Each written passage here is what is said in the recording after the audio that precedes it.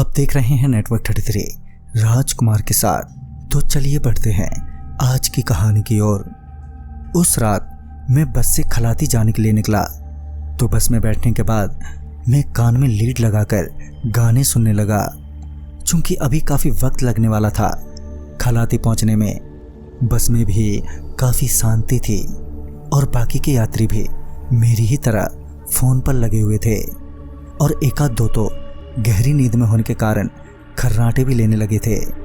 उन्हें देखकर ऐसा लग रहा था कि ये कोई बस में नहीं बल्कि माँ की गोद में बैठे हों। बस चलती रही और रास्ता कटता रहा। इसी बीच बस एक जगह पर रुकी जहाँ पर 3 और पैसेंजर चढ़े, एक औरत, आदमी और एक 16 से 17 साल का लड़का जो शायद उन दोनों का बेटा होगा।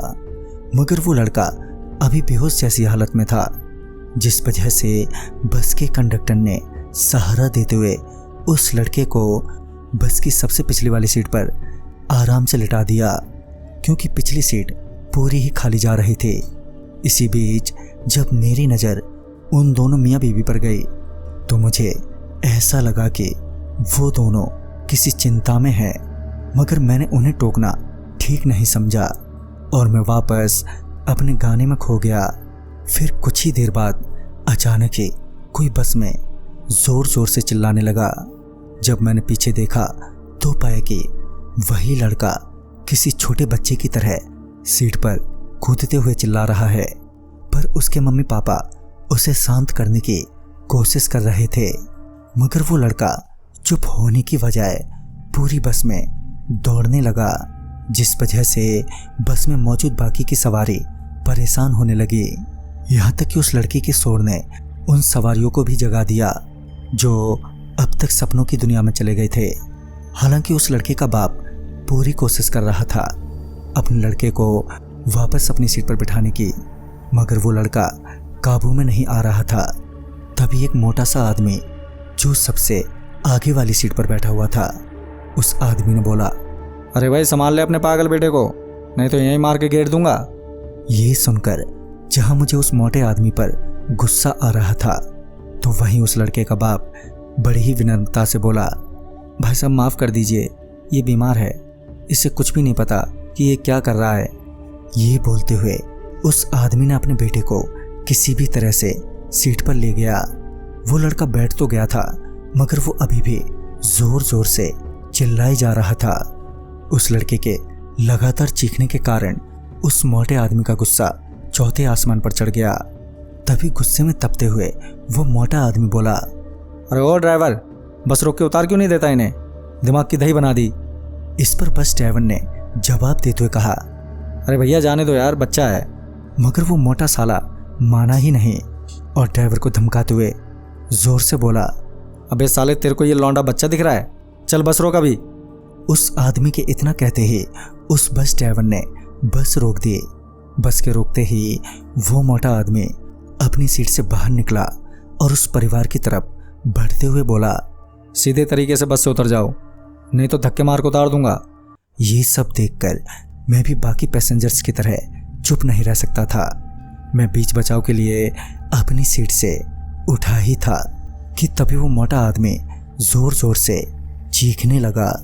फिर जब मैंने उस मोटे पैसेंजर की तरफ देखा तो पाया कि उसका पूरा चेहरा लाल पड़े जा रहा है, उसकी आंखों की पुतलियां भी लाल हो गई हैं। वो मोटा आदमी अपना सर पकड़े वहीं अपने घुटनों के बल नीचे बैठ गया और दर्द से छटपटाए जा रहा था। अभी मेरा पूरा ध्यान उस मोटे आदमी पर ही था कि तभी बस में किसी ने चीखते हुए कहा, अरे ये लड़का कर रहा है ये सब। फिर जब मैंने उस लड़के की तरफ देखा तो पाया कि वो अब बड़े ही गुस्से में है और उसकी आंखें भी लाल हो गई हैं और वो उसी आदमी को घूरे जा रहा था कि तभी कुछ जोर से फटने की आवाज आई। पलट कर देखा तो पाया कि उस मोटे आदमी का सर फटा हुआ है और चारों तरफ खून ही खून है।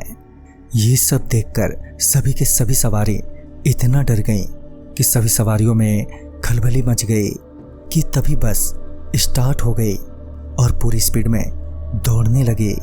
मगर चिंता की बात तो ये थी कि वो बस ड्राइवर नहीं चला रहा था, बल्कि वो बस अपने आप ही सड़क पर दौड़े जा रही थी।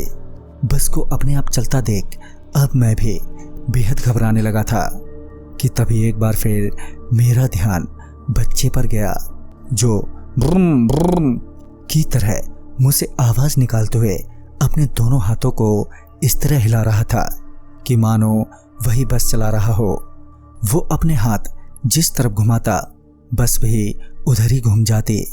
ये सब देखते हुए अब हम में से किसी की भी हिम्मत नहीं थी कि उस लड़के से हम कुछ बोल जाएं, क्योंकि इस हादसे को देखकर सभी की हालत पतली हो गई थी।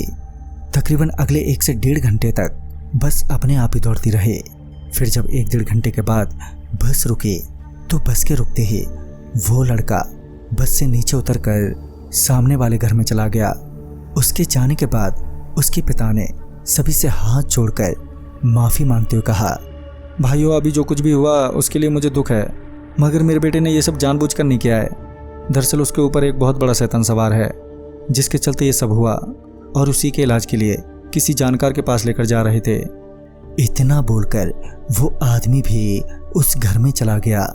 उस आदमी के जाने के बाद अब हम में से किसी की भी हिम्मत नहीं थी कि हम उस बस में बैठे। लिहाजन हम सभी पैसेंजर दूसरी बस पकड़कर वहां से निकल गए। फिर आगे क्या हुआ ये हमें नहीं पता। तो दोस्तों, इस कहानी में बस इतना ही। तब तक के लिए बाय एंड टेक केयर।